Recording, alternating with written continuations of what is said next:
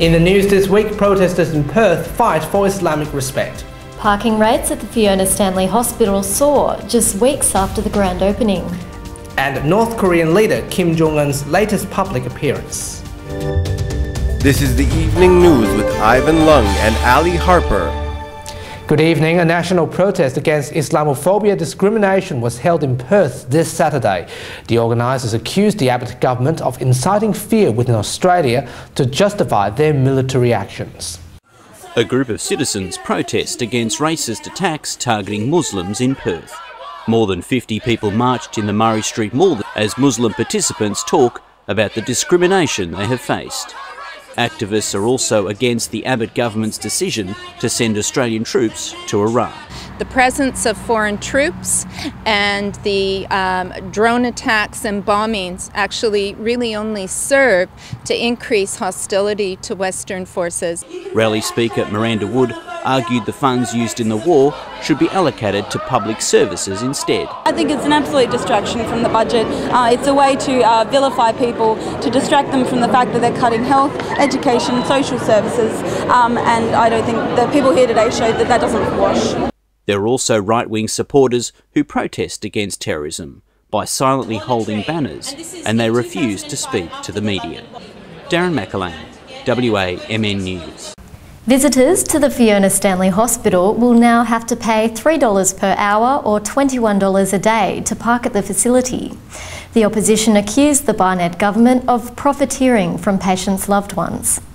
Visitors to the new Fiona Stanley Hospital will have to pay $3 an hour to park their cars at the hospital. The new increase will take effect immediately, but the charge will be capped at $21 per day. However, family members and carers for long-term patients will be eligible for a concession rate. Labour opposition leader McErlain accused the Barnett government of profiteering from family and friends who visit their loved ones in the hospital. There are ways of managing these things, and all over Perth car parks have different prices attached to them. I think the government has just used that as a convenient excuse to whack up the costs on relatives and the sick at our new hospital. The City of Melville will be managing the street parking facilities in and around the hospital site. Candelora, WAMN News. Kensington police are investigating an attempted abduction in Queen's Park which happened on Friday. It's alleged a 17-year-old woman was approached by two adults in a car who were asking for directions at around 6:45 p.m. The female driver then grabbed the victim's arm, telling her to get into the vehicle, but she managed to break free. The detectives are appealing to the public for more information. The female driver is described as being fair-skinned, aged into her 30s or 40s, with blonde hair which was tied back into a ponytail. She was wearing dark clothing and spoke with an Australian accent. The male passenger is described as being fair-skinned, aged between 20 and 35, of slim build, with shortly cropped fair hair and wearing dark clothing. Next week, mayors and CEOs in the metropolitan area will be biting their fingernails as the much-anticipated new local government boundaries report is due.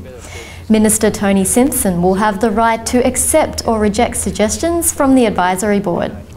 Meanwhile, the target to reduce 15 city councils in Perth remains unchanged.